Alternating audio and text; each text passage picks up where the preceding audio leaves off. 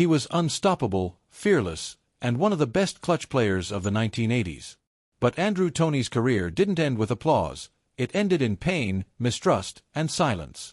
This is the heartbreaking story of how the NBA and his own team failed him. Andrew Toney joined the Philadelphia 76ers in 1980 and quickly became a fan favorite.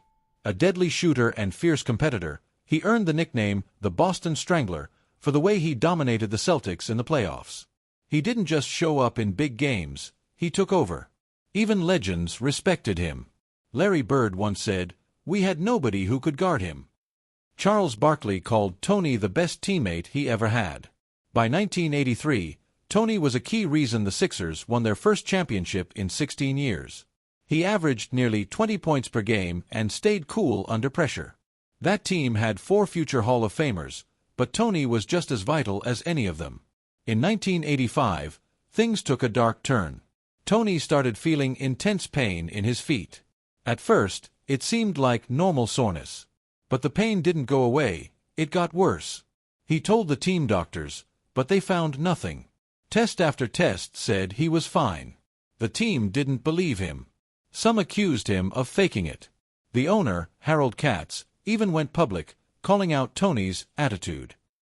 The Sixers eventually placed him on injured reserve, not because of the injury, but for a so-called bad attitude. Then came the final insult. NBA officials showed up at Toney's house for a surprise drug test, all based on a rumor. He passed easily. But the trust was gone. Frustrated, Toney went to a private doctor.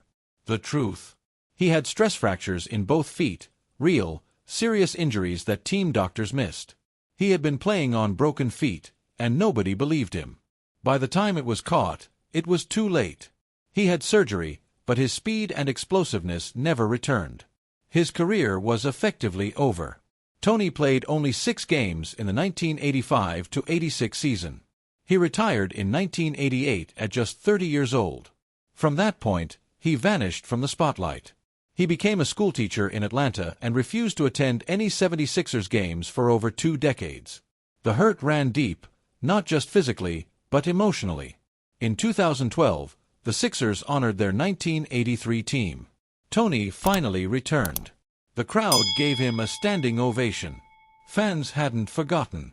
But it was a bittersweet moment, a reminder of what could have been. Andrew Toney should have been a Hall of Famer. Instead, he became a tragic example of what happens when teams don't listen to their players. His story reminds us that talent alone isn't enough. Players also need trust, support, and care. Let his story be a lesson. Always believe people when they say they're in pain.